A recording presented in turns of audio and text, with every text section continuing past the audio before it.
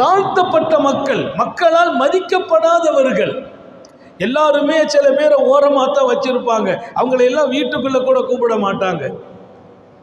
4 பேரோடு அவங்களை உட்கார வைக்கிறது இல்லை. ஒதுக்கி வைக்கப்பட்ட மனிதர்கள் இருக்கிறாங்க.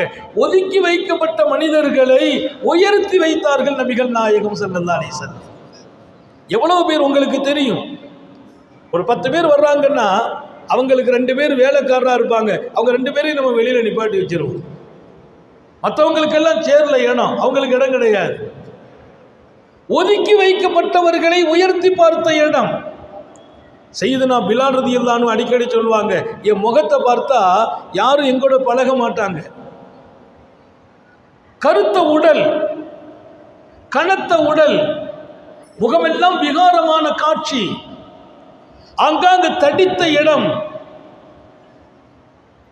அவங்க இன்னொரு கட்டத்தில் இப்படி சொல்லுவாங்க, ஈமான் மட்டும் மனிதர்கள் கையில் இருந்திருந்தால் இந்த பிலாலுக்கு அந்த ஈமானும் கிடைச்சிருக்க. ஈமான் மனிதர்களிடத்தில் இருந்தால் ஆள் பார்த்து தான் கொடுப்பாங்க, தரம் பார்த்து கொடுப்பாங்க, தகுதி பார்த்து கொடுப்பாங்க. ஈமான் ரப்பின் கையில் இருந்ததால் இந்த பிலாலுக்கு கிடைத்தது.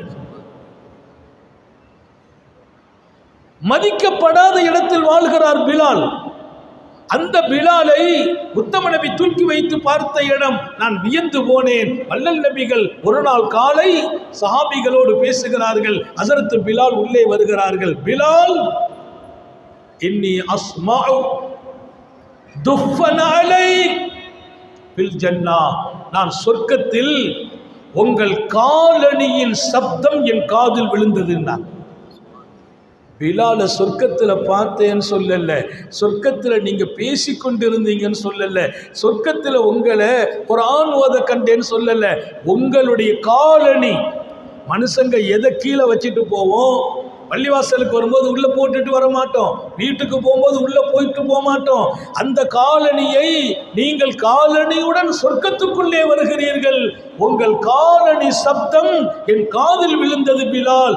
எங்க கொண்டு நிறுத்துகிறார்கள் பிலாலை? எங்கே?